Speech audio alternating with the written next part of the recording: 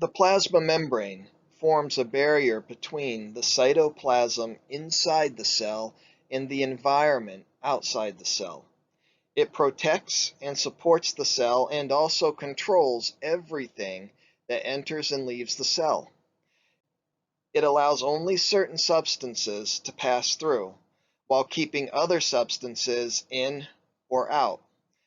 The ability to allow only certain molecules in or out of the cell is referred to as selective permeability or semi-permeability. To understand how the plasma membrane controls what crosses into or out of the cell, you need to know its composition. There's a link here in red, and it links to a YouTube video where it discusses the plasma membrane. It's worth watching.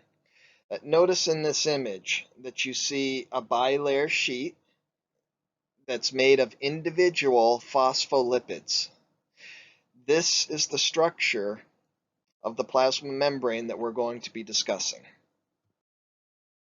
The plasma membrane is composed mainly of phospholipids, which consist of fatty acids and alcohol.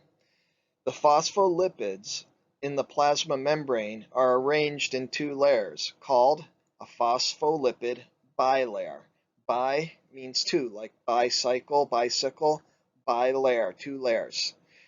Notice on the image where you see the bilayer sheet, you actually have two sheets of phospholipids that are right up next to each other.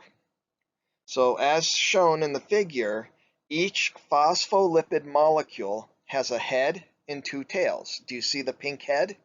Do you see the golden tails stretching down? The head loves water, so it's called hydrophilic. Hydro means water, philic means lover. So hydrophilic is lover of water. So that pink head is polar and water is polar, so they like each other. But the tails are nonpolar because they're made out of fat. You've seen oil and water when they're dumped into the same container, they do not mix. See, oil is a fat. Water is polar, oil is nonpolar.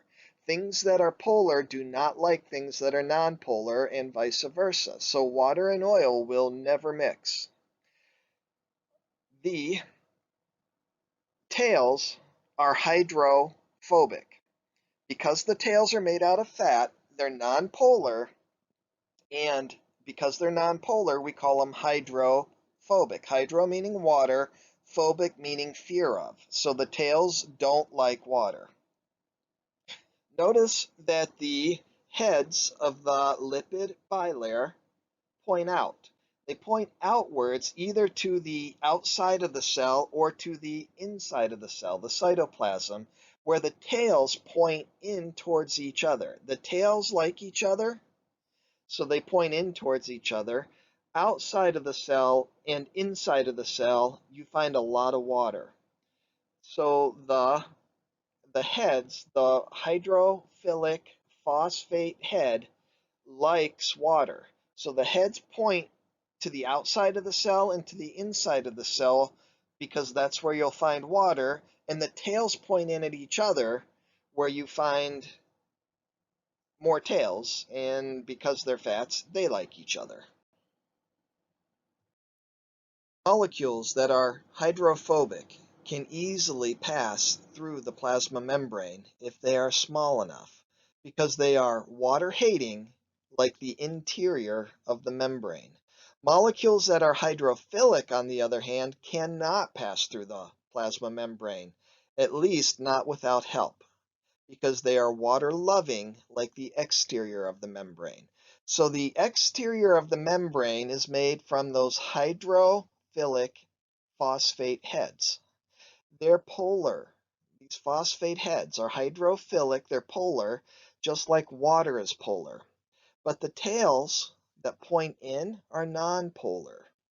So a very small nonpolar or hydrophobic molecule can pass through the membrane, such as oxygen gas or carbon dioxide gas.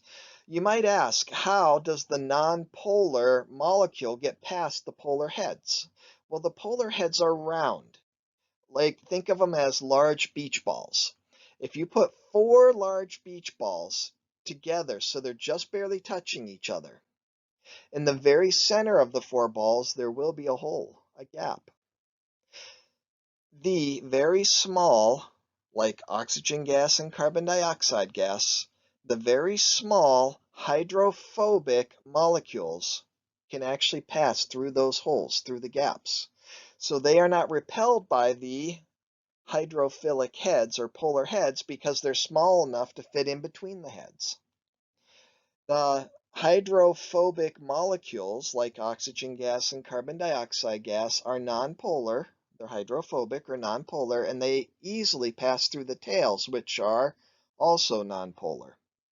And in this way, very small hydrophobic or nonpolar molecules can pass through the plasma membrane. You need to remember the two, oxygen gas and carbon dioxide gas. Plasma membrane also contains other molecules, primarily other lipids and proteins. The green molecule in the figure on the slide, those little green molecules, are an example of a lipid we call cholesterol. The molecules of cholesterol help the plasma membrane to keep its shape. Many of the proteins in the plasma membrane assist other substances in crossing the membrane. The plasma membrane may have extensions, such as a whip-like flagella or brush-like cilia. In the first image there, you see the whip-like flagella, and then in the second image, you see the cilia. In single-celled organisms, like the ones in the figure, the membrane extensions may help the organism move.